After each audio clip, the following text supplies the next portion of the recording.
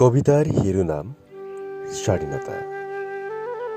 কথা নয়নজ্যোতি পাঙ্গি, আবৃত্তি সঞ্জীৱ কুমাৰ সোণোৱাল।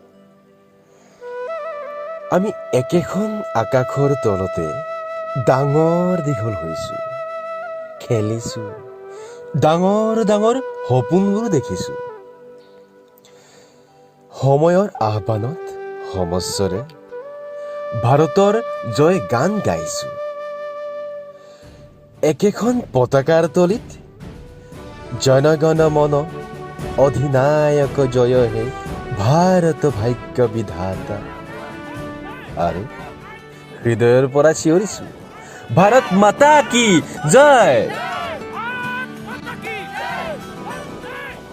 আমি এক হৈও কিছুৱে ভাগ কৰিছে জাতিৰ নামত, কিছুৱে আকৌ ধৰ্মৰ নামত।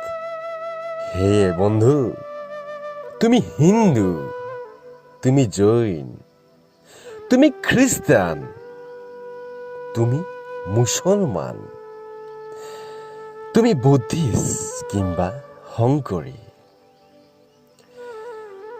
আমি কাজিয়া কৰিছোঁ ককাই আৰু ভাইৰ মাজত।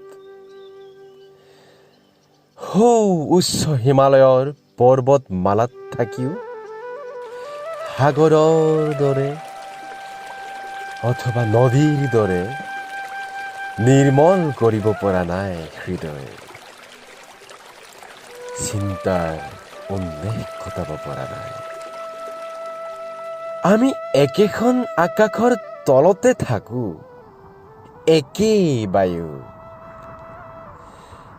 আৰু আমি একে পানীকে খাওঁ। তথাপিও আমি তেওঁৰ দৰে হ'ব পৰা নাই, ধনৰ গৰাকী, দৰিদ্ৰ কিম্বা হৃদয়বান। হে অনাদি অনন্ত, তজু পাৱে কৰিছোঁ সেৱা, শক্তি দিয়া, ভক্তি দিয়া।